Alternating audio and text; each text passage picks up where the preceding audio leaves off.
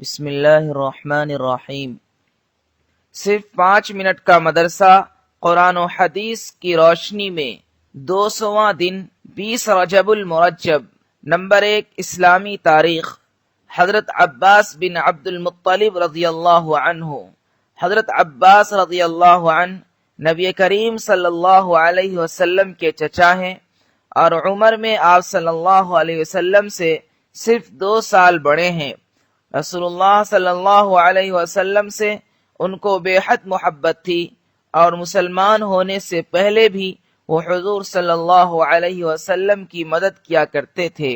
حضرت ابو ذر رضی اللہ عنہ کو کفار جب تکلیف پہنچا رہے تھے تو حضرت عباس رضی اللہ عنہ نے ہی بچایا تھا۔ انہوں نے غزوہ بدر کے فوراً بعد اسلام قبول کیا۔ بعض کا کہنا ہے کہ ہجرت سے پہلے ہی اسلام قبول کر لیا تھا، مگر اپنے اسلام کو چھپائے رکھا اور مکہ سے مشرکوں کی خبریں حضور صلی اللہ علیہ وسلم کے پاس بھیجتے رہے۔ رسول اللہ صلی اللہ علیہ وسلم ان کی بڑی عزت اور اکرام کیا کرتے تھے۔ ایک مرتبہ رسول اللہ صلی اللہ علیہ وسلم نے ان کے بارے میں فرمایا، اے لوگو، جس نے میرے چچا کو تکلیف پہنچائی اس نے مجھے تکلیف پہنچائی، اس لیے کہ ہر شخص کا چچا اس کے باپ کے مثل ہوتا ہے۔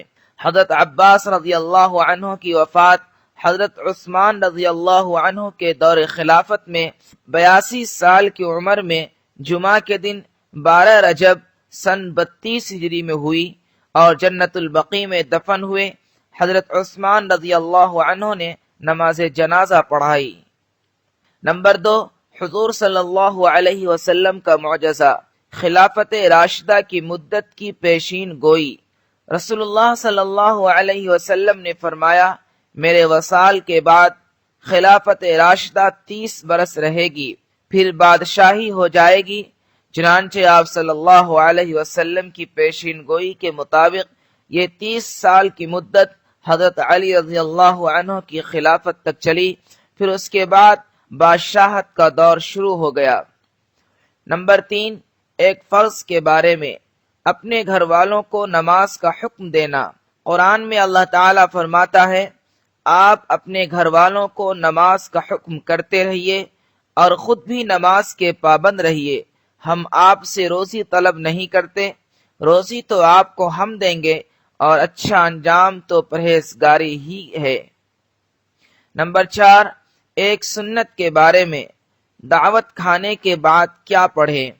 رسول اللہ صلی اللہ علیہ وسلم نے دعوت کے موقع پر یہ دعا پڑھی، اللہم اطعم من اطعمنی واسق من سقانی۔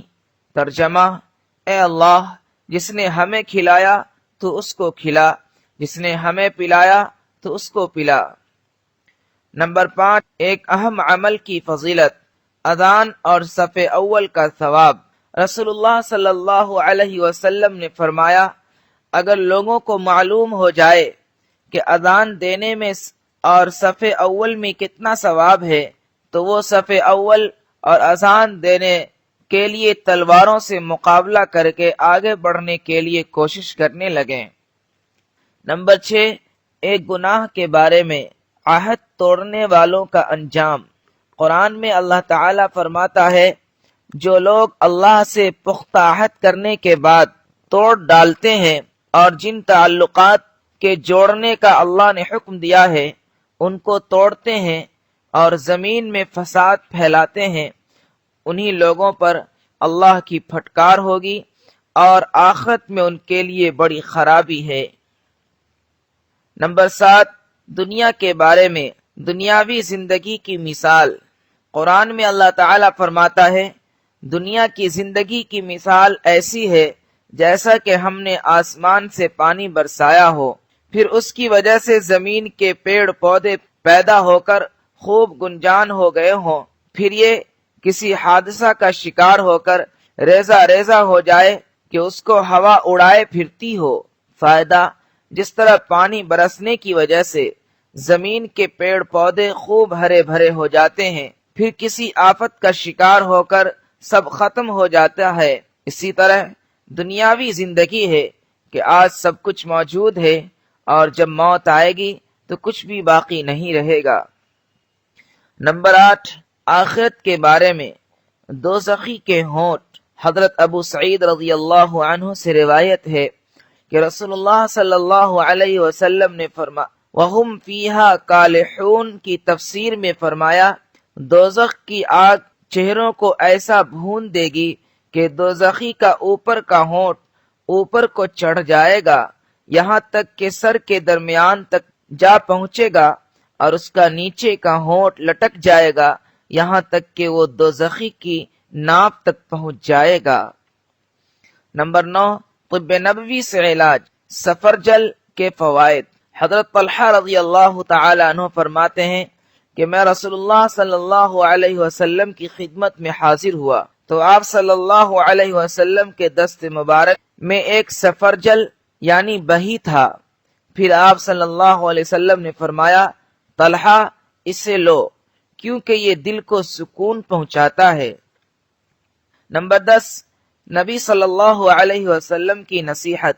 رسول اللہ صلی اللہ علیہ وسلم نے فرمایا، عورتوں کے سلسلہ میں وصیت قبول کرو، اس لیے کہ عورت بدن کی نازک اور ٹیڑھی پسلی سے پیدا کی گئی ہے، اگر تم اس کو سیدھا کرنے کی کوشش کرو گے تو ٹوٹ جائے گی، اور اگر تم اس کو اس حالت پر چھوڑ دو گے تو وہ اور زیادہ ٹیڑھی ہو جائے گی۔ یعنی عورتوں کے ساتھ نہ زیادہ سختی کرو اور نہ زیادہ نرمی۔